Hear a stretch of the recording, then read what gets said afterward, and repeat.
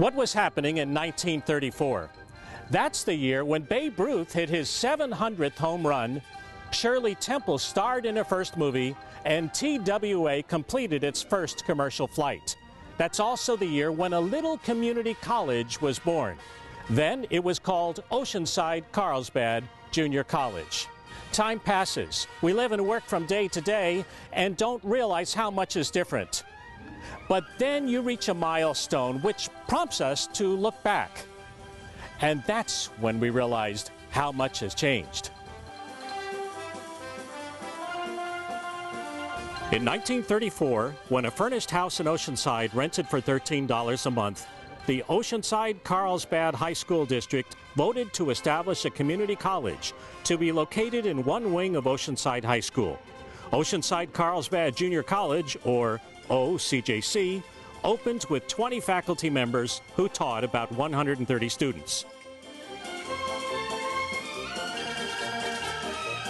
World War II dominated the 40s, and this was no different at OCJC. In 1943, enrollment dipped to 55 students, most of whom were women. When word got around that women at the college were taking courses like welding, the media took interest. OCJC graduate Eleanor Hagen's photograph was featured on the cover of Newsweek. Later in the decade, enrollment picked up as veterans took advantage of the GI Bill. In response, the district expanded its course offerings and added a night school. During the 50s at OCJC, most of the student activities revolved around sports, especially football. In 1959, Life magazine visited the campus to meet the 72-year-old homecoming queen and capture shots of her with football players and cheerleaders. By the end of the decade, the college had outgrown its space on the high school campus and needed a new home.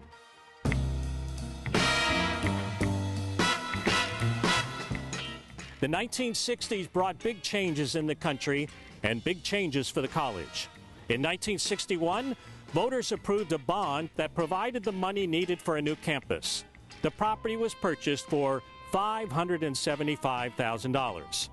A few years later, the college moved to its present hilltop location. We used to call this the Rock because before this, once you got off on 78, there were no homes, no anything around this area. So you drove up to the top of the hill, which was MiraCosta College. It was the only thing that was here. And a big boulder was up here, so we were looking at, this got to be the Rock, you know. On September 21, 1964, 1,790 students enrolled in classes on the new campus. After the first semester, they sought a new name for the college. Gloria Carranza, then student body president, suggested MiraCosta, Spanish for Behold the Coast. The name was a natural.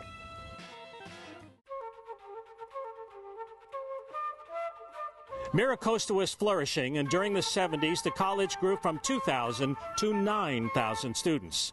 Despite the growth, MiraCosta retained its commitment to the success of each individual student. It was good because the classes were small, and the professors, everybody here knew each other, so you kind of couldn't get lost.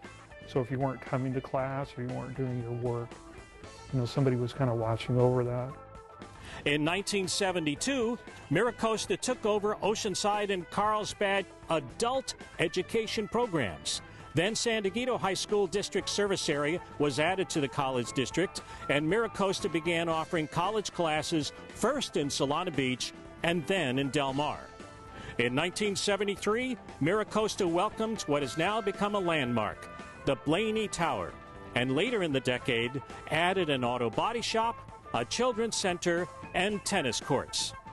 With all this expansion, the diversity of the student body grew, and women participated in athletics for the first time in college history.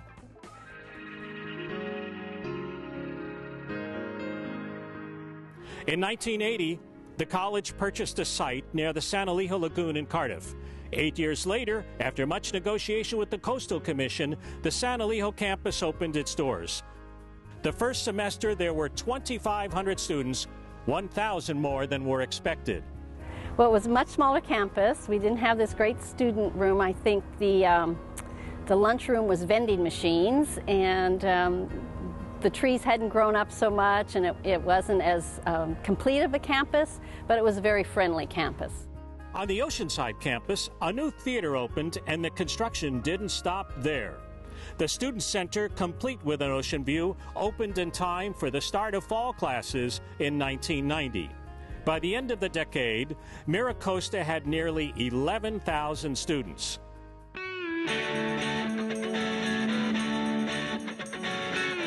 The 1990s were truly the electronic age.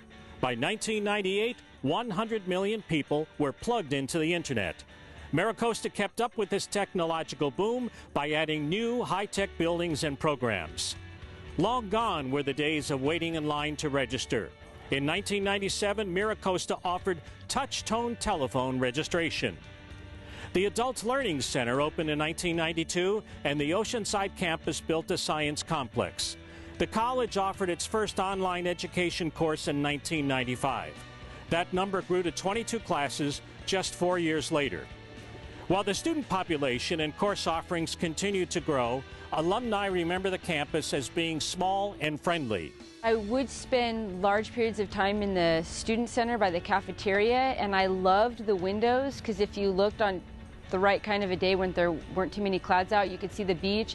And I remember sitting in there eating lunches, and maybe like once a week you'd see one of your professors in there go to eat their lunch, and it was always kind of fun to go sit next to them and ask them questions about their profession and their discipline and what they teach and everything. And it was just really casual, and the professors were always accessible, as they still are now. In the 2000s, enrollment reached a new high as the college completed projects that put it on the map for its technological and arts offerings. In 2000, the Adult Learning Center relocated to its current location and was renamed the Community Learning Center. During this decade, MiraCosta also opened the Child Development Center, Library and Information Hub, the Biotechnology Facility, and the Horticultural Complex. On the San Elijo campus, there was a new student center. MiraCosta also made big investments in the arts with a beautifully remodeled theater, a new creative arts building, and the concert hall.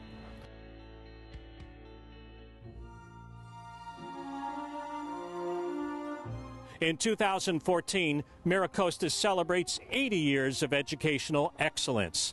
The college enrollment has ballooned to nearly 15,000 credit and an additional 5,000 non-credit and fee-based students. And today, MiraCosta enrolls approximately 1,900 student veterans and an additional 1,000 of their family members. Students are taking more online Friday and Saturday classes than ever before. And in 2013, the college opened a new high-tech science lab that runs completely on power generated from the sun. As the decade rolls by, MiraCosta College continues to expand and grow, attract new population of students, and adapt our facilities and programs to meet the changing needs of students and the community. Babe Ruth, Shirley Temple, and TWA have all faded away into the history books. But MiraCosta College continues strong. Through all this, one thing remains constant: MiraCosta College, shaping minds for success and transforming lives through education.